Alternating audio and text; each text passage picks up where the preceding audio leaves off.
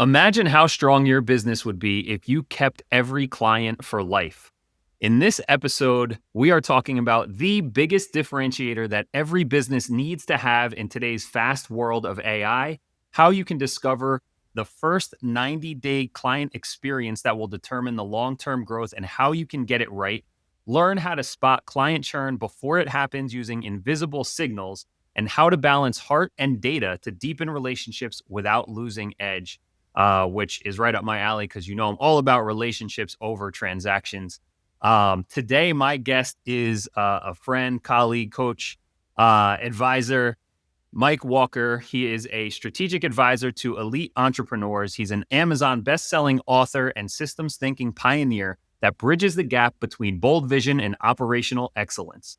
He helps leaders design scalable frameworks that simplify complexity, maximize profitability, and create lasting impact. Highly recommend checking out his book, The Exceptional Experience. I'll link to it over on Amazon for you guys in the notes. But Mike, welcome to the show. Super grateful to have you here. Yeah, man. No, excited to jam with you, and yeah, I'm excited to get into whatever we're gonna explore today.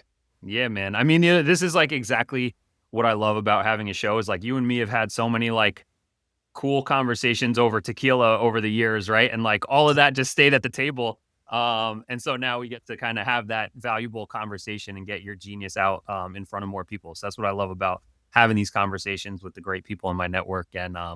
And your expertise is really picks up like where I love building that like front end, building the brand and trust in the marketplace and getting people into your company and into your ecosystem, whether that's through, becoming paid customers, low tier customers, whatever, getting them into your ecosystem. And that's where you pick up the baton of the relay race, right? And make sure that that client experience, once they get into your ecosystem, is just like flawless, high value. They feel the relationship. So how did you kind of get into this world of client experience? Because I know you have a long, great track record as an entrepreneur. Yeah, man. Well, so I started my first business in 1996, so I'm dating myself there. Was still, You look great. thank you, thank you. Well, coming out of high school there in '96, and by the time I got out of high school, I had a full-fledged business, and I look back on those early years and just laugh because I didn't know what the heck I was doing, right? But over the years, literally decades now, learning through trial and error, and truly embracing the realities that the business of business is relationships, like you're saying, and you can have the best product in the world. But if you can't fulfill on that promise that was made at the point of sale, you're dealing with churn. And that's really where especially most recently, in the last 4 or 5 years in particular, I've just become really attuned to the reality that so many businesses are focused on acquisition when what they really should be focused on is retention. There's so much data out there that, we don't even have to get into it because it's almost like a platitude at this point, but it costs so much more, like literally 5 to 25 times more money to go and get a new customer than it is to keep the one you already have. And yet where do everybody put their time, effort, and attention and money, right? Towards acquisition. Why is that? Because they have a rotating door built into their business. And it's just, people come in and they're leaving at the same rate. And my push to all of our clients is like, look, let's fix that. Let's actually create an environment where people don't want to leave. And, regardless of the vertical you're in, regardless of how good you are at fulfilling on that promise, the reality is there will always be a mechanism for churn in a business. That's just called a human nature and the realities of the marketplace. But there are a lot of things that can be done, both small and big, that cumulatively add to that, what I call that exceptional experience. And if you do it well, if you invest into that side of the business, it's pretty amazing what happens to the P&L at the end of the year when you do it. So that's really where it's not exclusively where I help clients the most, but it's definitely a pretty big lever that we pull with all the consulting clients that come through. And it's fun to do too, because ultimately the better you get at building relationships, the more people stick around. And so it's you literally are being paid to invest into relationships and to improving the delivery. And so it's a very fulfilling, emotionally and spiritually, psychologically, it's a very fulfilling practice as well. It doesn't feel like a burden necessarily. and for the right mindset, the right people, it can actually be a pretty exciting piece of the business equation to be a part of, because it is a pretty dynamic element that retaining those relationships is challenging to be sure, but it's also very rewarding, both, like I said, psychologically for your business practice and avoiding the peaks and valleys of revenue, but also just, again, creating really strong foundations of relationship built into your client base. It's really Yeah. cool. And like you said, I love that you mentioned like it doesn't have to be a burden. And I talk about this too with, I mean, you've seen me over the years preaching this about like content creation and content publishing. Like that shouldn't be a burden either. It should just become baked into your habits and DNA and just like naturally a part of what you do. Like no one has a problem replying to a text message. No one has a problem replying to an email or talking in the group chat or hopping on a Zoom with a client or their colleagues or slacking, right? It's like all that is natural communication. There's just these mental blocks around creating content that is helping you build that relationship at scale and getting it out to the world by publishing it versus just keeping it contained in these private channels. And I think the same way that you talk about, like, once you accept the role of exceptional experience should be baked into the DNA, it's just who you are. It doesn't become extra work or a burden or a heavy lift. It's just naturally a part of like how you're interacting and exchanging, exchanging relationship value with your clients. And in today's world, like I think the experience is number one, the most important thing at this point, particularly for like small businesses where we can excel versus huge companies that don't have that kind of ability. Because with AI and like as we speak right now, OpenAI is dropping GPT-5, which who knows like how crazy that's going to be. But Yeah. I'm already building micro SaaS tools that solve problems very quickly, like on the fly with AI today. So like creating products is no longer something that gives you a major advantage in today's world. So what's going to be the advantage? And it's the relationships that you have with your customers, with the marketplace, with your clients, and the experience that they have, right? It's not that you have a tool that can solve their problem or you have a service that solves their problem, because that is becoming commoditized at a scary rate, but rather like how do they feel doing business with you, and do they just have a preference for being around you because it just feels better, you do a better job, right? Like and that's what this exceptional experience really feels like to me, as like that's the way to really put a moat around your business. You nailed it. You nailed it. I mean, several years ago, it became, everybody was fighting on price, and that's obviously a race to the bottom. And then it's, they're all fighting around features. But to your point, with AI, that's really kind of leveling the playing field as to, what features and functions, programs and courses and whatever services you have can provide. And so that's kind of leveling the field there. So what's the next thing? What is the thing that can't be replicated? The personal experience, and I'm not suggesting that we have to, roll out the red carpet literally and like fly to their house and knock on their door and shake their hand, every single one of them, or anything crazy. But the reality is, and the cool part for everybody, listening here, is that it doesn't take a whole lot more to produce the exceptional experience. That's what I tell clients all the time, is like water is hot at 11 degrees, but it boils at 112. It's that Yeah. 1% difference, right? Yep. Or whatever the number. I might even be off on that, but you get you get the analogy regardless. And that's kind of what we're talking about here, is you don't have to go extreme, but you do need to set yourself apart, because that's what's going to anchor their preference. They're going to go, hey, look, I basically have infinite choices literally at the touch of my fingers on my phone that I carry with me 24 hours a day, pretty much. And so now what would make me decide this option, option A over option B? Well, it's the one that you feel closest to. And I mean, I think it's pretty common knowledge, but there's people that will pay more money for a service that's equal to or even lesser than, but if it's associated to, yeah, but Bob really takes care of me, they're probably going to go with Bob. People want to do business with people that they know, like, and trust.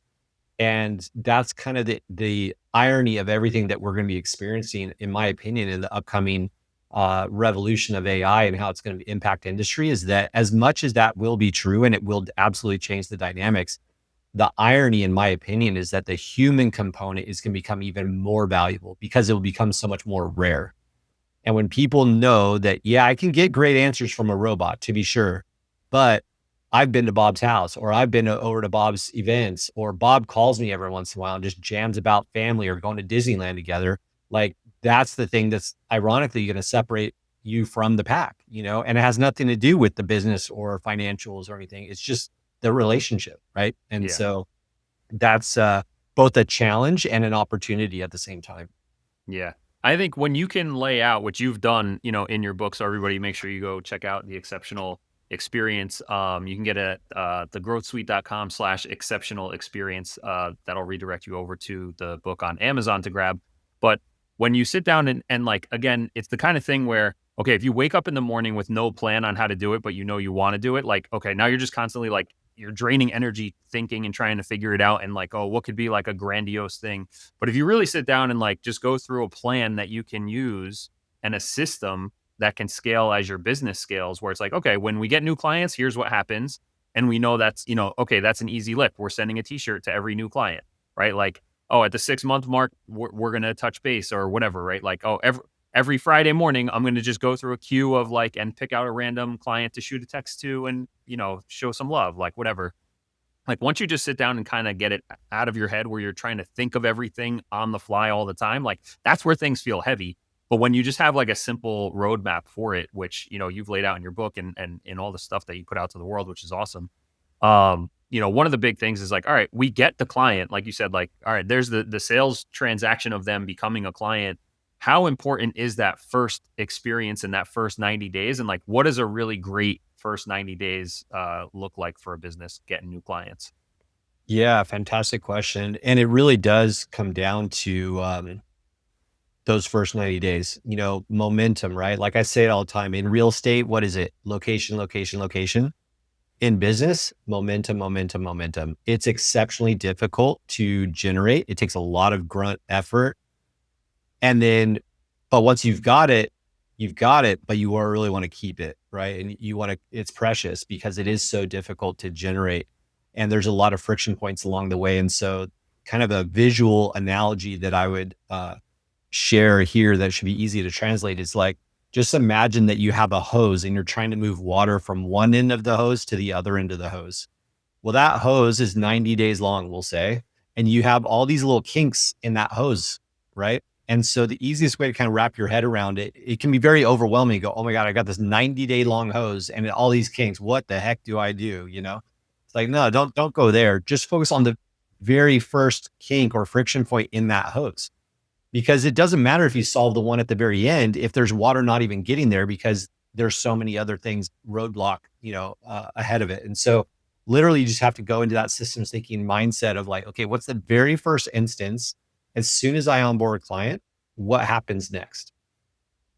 And then ask yourself like, okay, what's the function or what's the task that needs to be checked off? That's the one component you want to think of.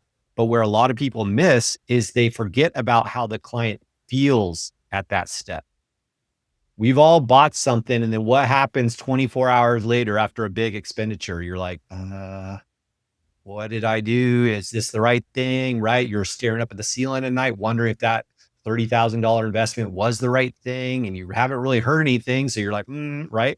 So I tell everybody those first 24 hours in particular are really critical to consider how the client feels and just sit in that process and think about if I just did this and I didn't really know anything more than whatever I've experienced so far up to that point based on the marketing sequence and the sales sequence that I was part of, if that's all I knew, where would my biggest question marks be? Where would I be most hesitant or fearful?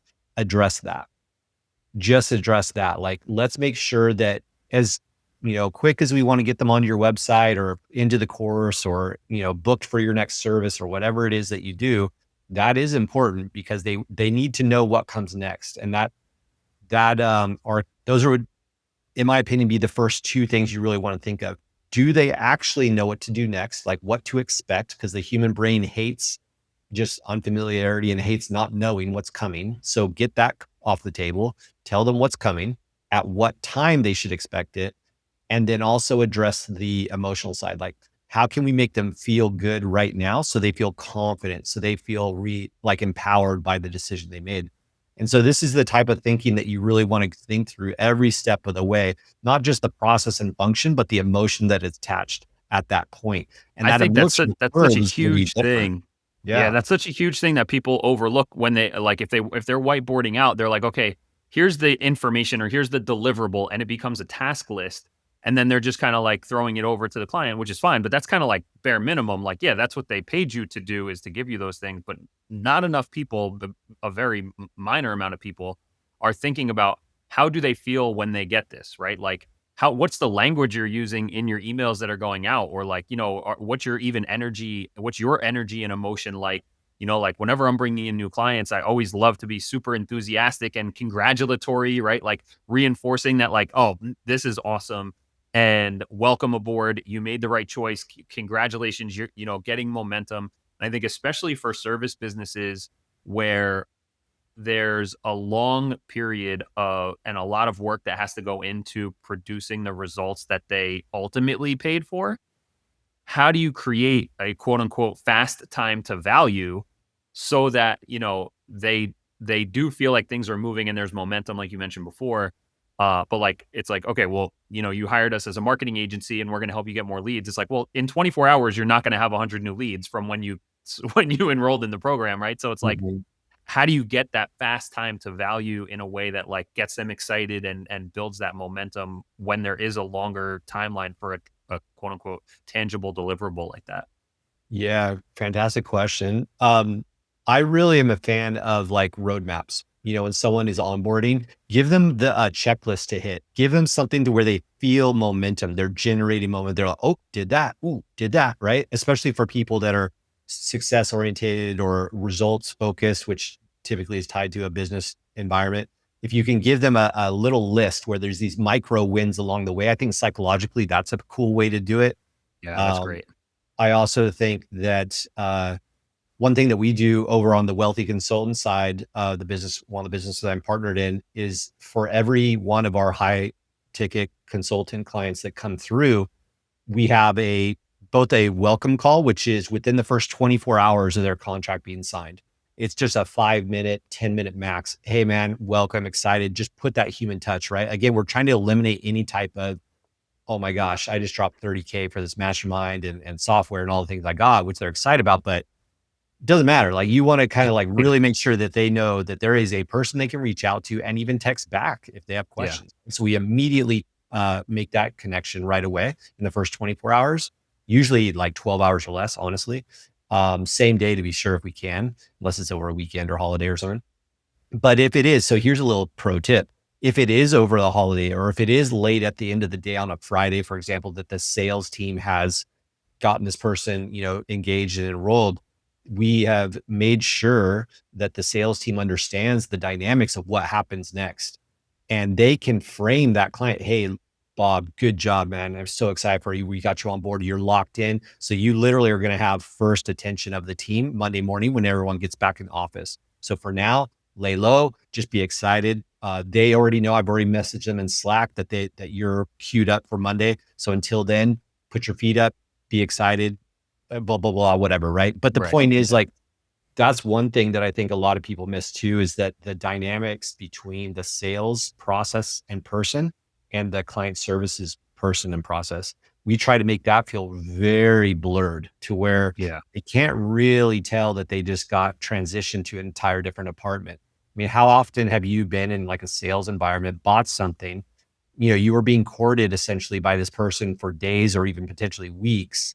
Finally, okay, I'm in, here's my money, whatever. And now, hey, great, Todd, good job. Now I'm going to pass you on to Mary here and she's going to take care of you. Who the right. heck is Mary? I haven't talked to Yeah. Mary at all. Right. And then they're asking all the same questions that you just answered for the sales guy. Like when you go to the doctor, right? And like, first the receptionist asks you these 20 questions. Then you go in the room and the assistant asks you the same 20 questions. Then the doctor comes in, asks you the same 20 questions. Like, man, can't you guys just pass that piece of paper along while I'm in here? Perfect. You nailed it. Now imagine if that's your client. How do you feel? Right? You feel like, hang on, I've been telling you stuff, but you're not listening, or you're listening, but you aren't, like that is instantly a subconscious Yeah. friction point where they're like, man, I don't know. Cause like now these people, they don't even know who I am. I Right. don't feel very important. But you know how it feels. You walk up to a hotel, the valet opens the door. Hey, Todd, how are you? And you're like, how the heck does this guy know my name is Todd? Because the concierge has informed them that, hey, by around this time, Todd is going to pull up. He's probably looks like this, or he's driving this, or whatever. Yeah. Dude, that's the Ritz-Carlton status, Right. right? They make a point to know who's showing up and call them out by name. That's small thing. Like, how hard is it to do that? Not that hard, and it's Yeah. certainly not AI generated. It's not Right. some technical advancement that Ritz-Carlton has.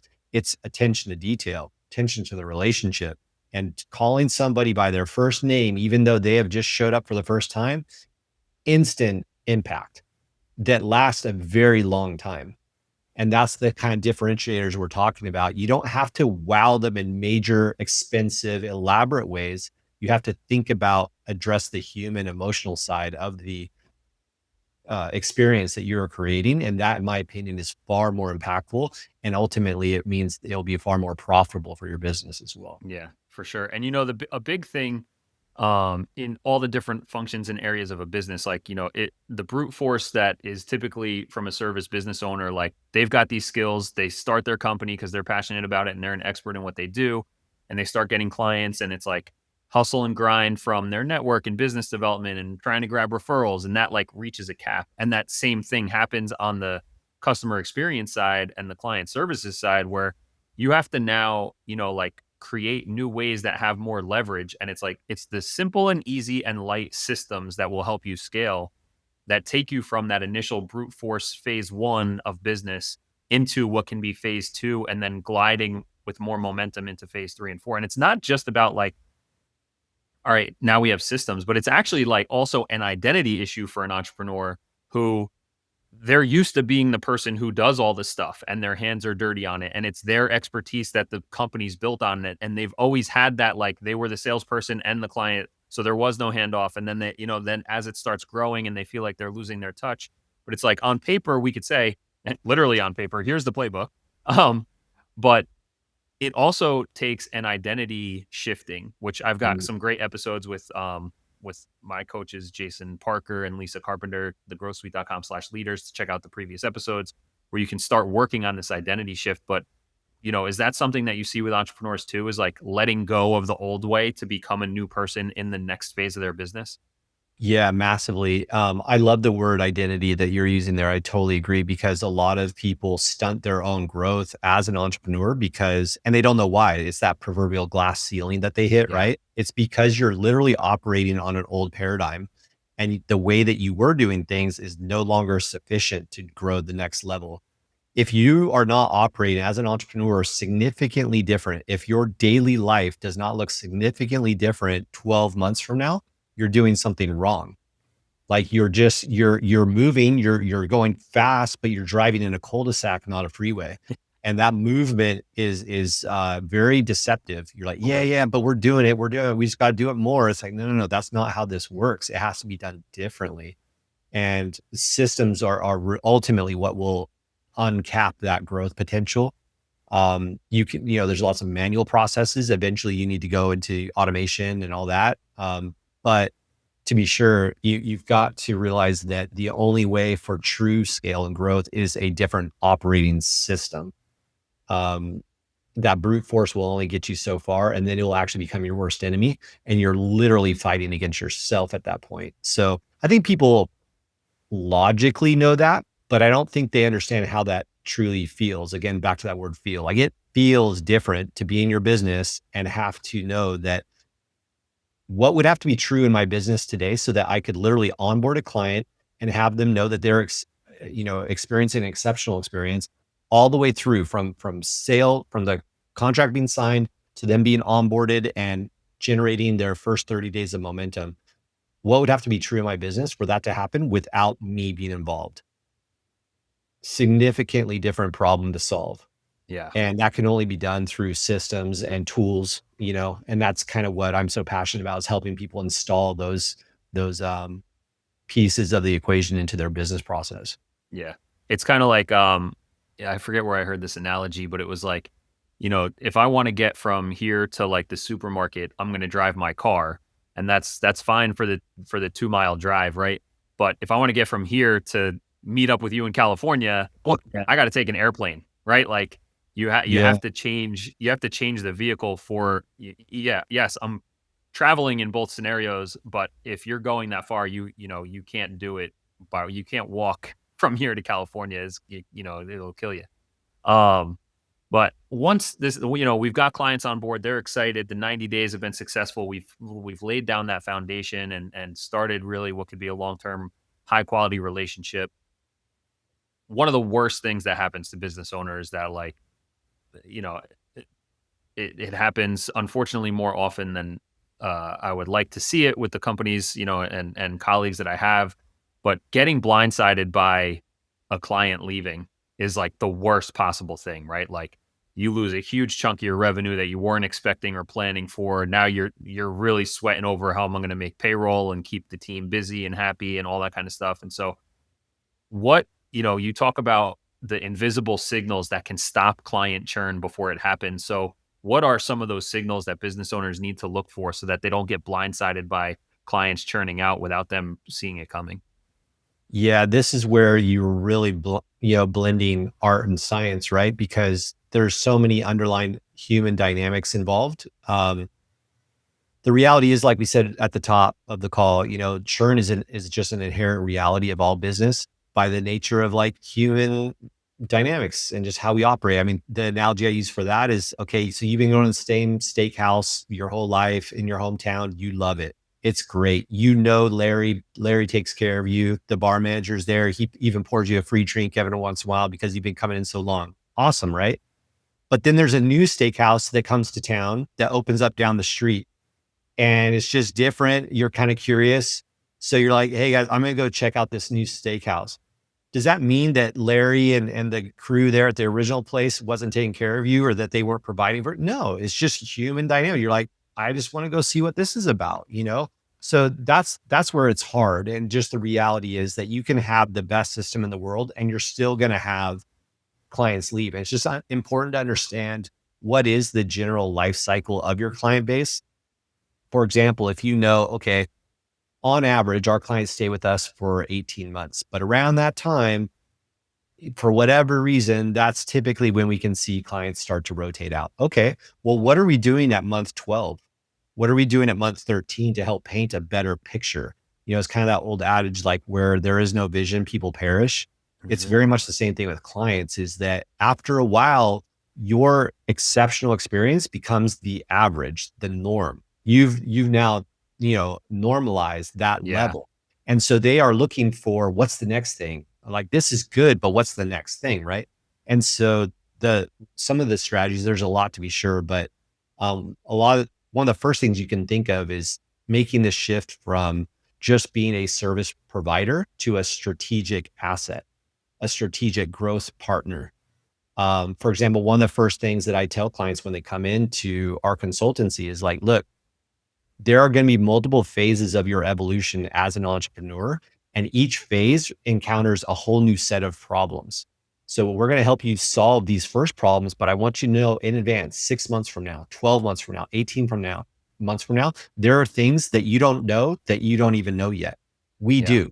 We have the data, we have the experience. So yeah. just You know know, what's coming around the bend. yeah, right. So now I'm immediately planting into the relationship that little bit of DNA of awareness of like, oh, there's things, what did I do 12 months from now, 18 months from now? I've already told them that we are going to be working together, right? So now I am painting a future.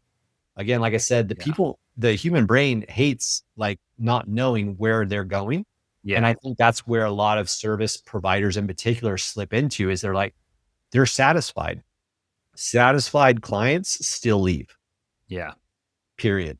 And it's, yeah, satisfied client is not the goal. It's having a client go, this person, Todd, has now become indispensable to my business. Well, yeah, how does that work? By being the new solution and not just the current provider.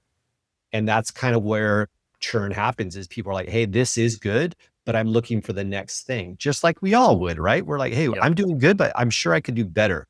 Well, Mhm. every one of your competitors is positioning themselves as the better solution, the next thing. Hey, you've gotten here. Good job. Well done. I'm sure they've done a good job for you. But what we're going to do is go XYZ. And you're like, ooh, ooh, I want that, right? And It's so kind of like the as phone plans, right? Like you always see commercials for like, wait, I'm already a customer of those people, but they're giving out this stuff now. Like I didn't get that, and it's like so you have to keep that in mind. Where don't again back to the acquisition thing. Like whatever you're doing on the acquisition side, like remember to embed that into the client experience so that they're not looking at either what you're giving new people and they don't get, or what other companies are pretending to give away. Like the car deals. You're like, oh, $99 a month, no money down. And then you go in and they're like, well, actually it's 10K down and it's $400 a month. But, a very, under very specific stipulations can you get that deal. And right. so you don't want people to be drawn away by those shiny objects where like you want to make sure that they still feel some shiny objects in their experience with you. 100%. Yeah. We all crave progression, especially in the business environment, right? And so like one of the things I've been developing over the last couple of years is a software called Client Bloom. So Client Bloom AI is basically putting and building an intelligence layer on top of the tech stack that most businesses already operate on, whatever CRM they use, whatever, Zoom and Google Meet and all the things, Slack, et cetera. These are all great tools that we use. Built within those dynamics, those communication channels with clients are a lot of data points. And it can be really difficult to distinguish that data because, like I said before, just because a client says they're happy doesn't mean they're going to stay. Happy clients leave all the time. They just do. So what are you going to do about that? Well, you have to learn, you have to be predictive. And that's really what I'm, geeking out on the most nowadays is like predictive analytics as it pertains to the client experience. What it does it look like when engagement, emails or DMs get responded to 20% slower or 30% lower, or, their attendance to calls gets stretched out from every week to every other week. These are all very subtle signals that there are things changing, things that you probably can't even control anyway. So, but you have to be aware of it. And so when you can change the conversation from, "Hey Bob, how are you doing? How you feeling about the business right now?" to, "Hey Bob, I noticed that, you've been attending these calls, half as much, or yeah, I noticed it's been taking a little longer to get back to me. What's going on? What's changing in your business?" Or, "Hey Bob, I noticed that your revenue levels hit this. You know what that makes me think of is that you're probably ready for this next thing that we do, the next phase of growth. Let me show you what the next 90-day game plan looks like." See, now I'm future pacing you. Now I'm showing you that I'm thinking about your business way down the road. I Hmm. had a conversation with a client. She serves e-com businesses. And as of the recording right now, it's August, right? I said, Yeah. you need to be talking to your e-com people about their O&D, their October, November, December game plans now. Paint the picture for what the future looks like to work with you. And so they're like, wow, this person is thinking about my business so much further down the road than even I am. I'm not going to let go of that. I'm so Right. busy in the nitty gritty day to day trying to keep my head above water that if I have someone as an asset, a growth partner that is thinking about how to help me solve a problem that hasn't even presented itself yet, the value proposition that that person presents now in my mind as an authority figure is by multitudes of order higher because they're not just providing me a service that I paid for last month. They're providing me a game plan for something that I haven't even experienced yet. Yeah. And I gotta say, what I love most, and I'm so excited to see Client Bloom, really come to fruition and expand and what you're going to be doing with it over the next few years is that a lot of people, even when they're just buying technology, let alone building it, is the mistake they make is they just jump into a tool or tech to do something quick and easy, and they're not thinking about the whole experience, or they haven't been in the trenches yet. And right, I've seen you since what 2021, 2022, whatever. Like I've watched you here, up close for years, where you are in the weeds of creating exceptional experiences, and based on the actual your actual work experience there, you are then developing your personal insights and solutions for this, and you have the vision of it,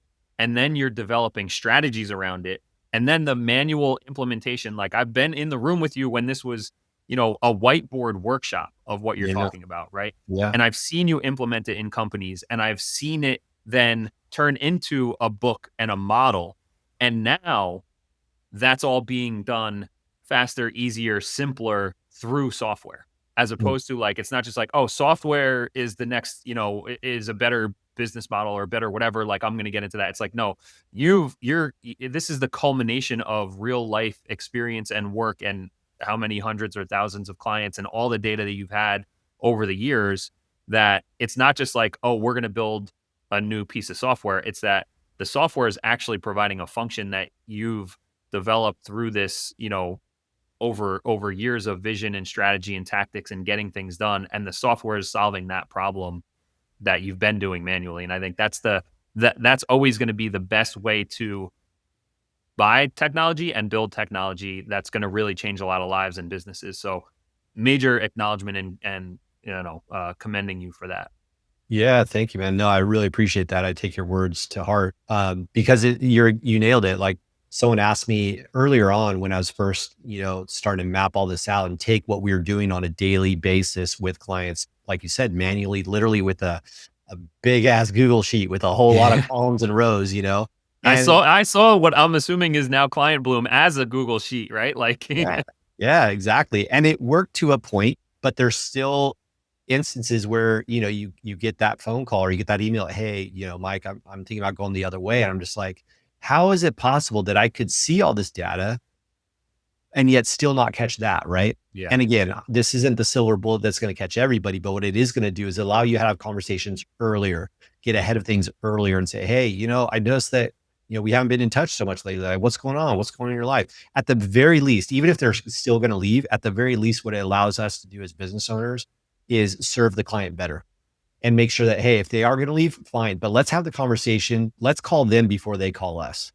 yeah, Like that's ultimately, I think, is where we want to be. And yeah. So anyway, someone at the very earlier stage, like, whoa, you're developing software. That sounds like a big project. I said, I'm just trying to develop what I need.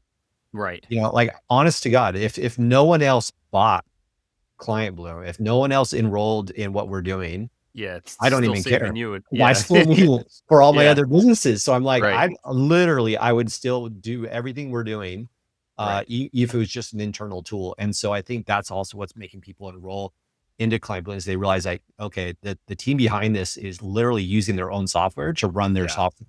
yeah, So yeah, it's a pretty cool, like, feedback loop that we have and kind of a flywheel effect of technologies. And so it's a really exciting time and I feel really, blessed to be a part of it, to bring to this into people's businesses because it's a game changer for yeah. sure. And look, like everything we've been talking about is like that emphasis on the relationships, and then it even comes down into the like you said, there's people are in and out of different seasons of life and business where like sometimes you're going to the steakhouse over here and sometimes you're going to the Italian place down there. And that doesn't mean they're not coming back to the steakhouse. But if when you left Larry's or if Larry saw you at the Italian place and he's like, hey, F you didn't come in this Friday because you went there. It's like, well, now I'm never going back there. Right. That's But it's right. like, Yeah.